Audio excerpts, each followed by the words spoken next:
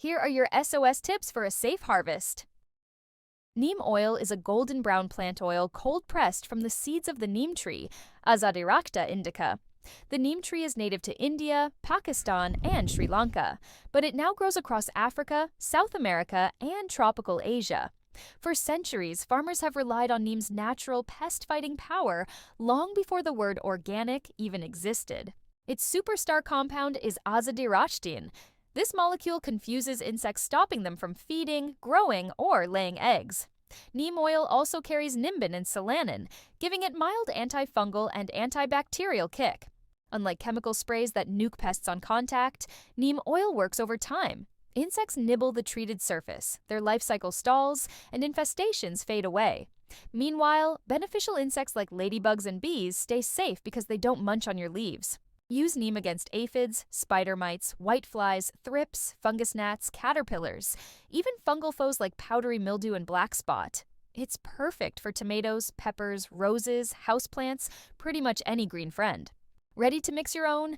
Grab a clean 1-liter spray bottle and add 1 teaspoon of cold-pressed, 100% pure neem oil. 2 to 3 drops of mild liquid dish soap or pure Castile soap. This acts as an emulsifier, so oil and water play nice. 3. Fill with lukewarm water. Shake like you mean it. That's it. For a bigger batch, scale up to 1 tablespoon neem plus 1 teaspoon soap per gallon. Now, quick note, I share simple, honest garden tips like this every single week, so if you're dreaming of more tomatoes and fewer gardening headaches, don't miss out. Hit that subscribe button and join the garden family. It's totally free, super friendly, and always made with love. Now let's move on to your second option, sand. Let's talk about the benefits. Sand can dramatically improve drainage, especially in clay-heavy soils that tend to hold too much water. It also helps loosen the soil, preventing compaction and making it easier for roots to grow deep and strong. But what is my reason for using it? 1. Disrupts the life cycle of pests. 2. Improves drainage. Less larvae habitat. 3. Reduces root damage. Many insect larvae, like root maggots or beetle grubs, prefer moist, compact soil where they can move easily and stay protected. Sandy soil is drier and looser, which makes it harder for them to survive, pupate, or even find roots to feed on. When it comes down to pests, these often thrive in damp soil conditions. Sand improves drainage, reducing excess moisture, and making the environment less hospitable for larvae to thrive. Some pests avoid sandy or coarse soils because it's harder to burrow into and lay eggs in. For example, flies that lay root maggot eggs prefer compact. Damp soils' sandy textures may discourage them. Now, let's move on to garlic. This cheap homemade spray takes 15 minutes of prep. 300 to 500 years of farmer experience, backed by modern lab data, show that garlic's sulfur volatiles repel or kill a wide range of crop pests while remaining safe for people and pollinators when used sensibly. The only problem with it is, its short residual life means you must reapply. But the good side is it also that you avoid chemical buildup and long harvest intervals.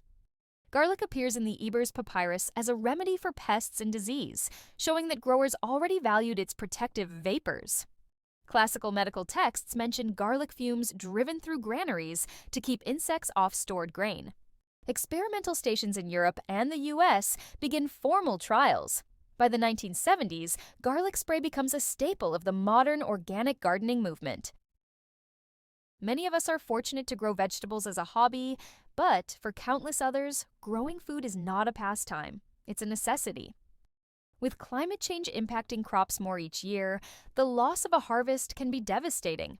When families rely on their gardens for essential nutrition, a failed season can mean going without. And with the rising cost of healthy food, it's becoming harder for many to meet even basic needs. So if you're able to grow your own vegetables, consider yourself lucky. In times like these, a garden isn't just a joy, it's a powerful advantage. So why not help nature a little and use an extra aid? Copper sulfate, QSO4, is a blue crystalline salt that's widely used in gardening and agriculture as a fungicide, algicide, and root killer. It has powerful antimicrobial properties that help prevent or treat fungal diseases on plants, especially in tomatoes, grapes, potatoes, and other crops. Be careful. Always wear gloves and goggles when handling copper sulfate. Never apply in strong sunlight as it can burn leaves. Spray early morning or late evening.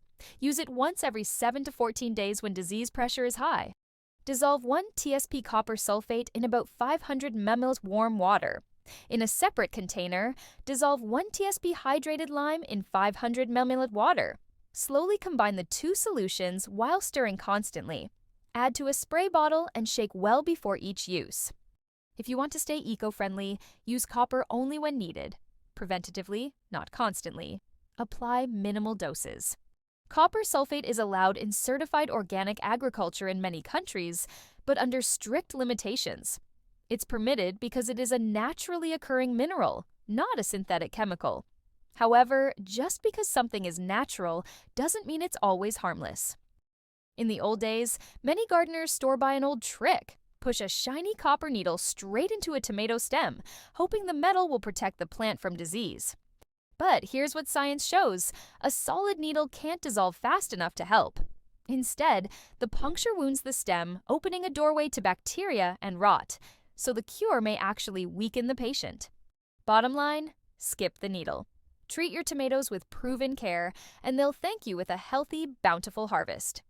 If you've enjoyed this video and picked up a tip or two, why not stick around for more? Go ahead and hit that subscribe button.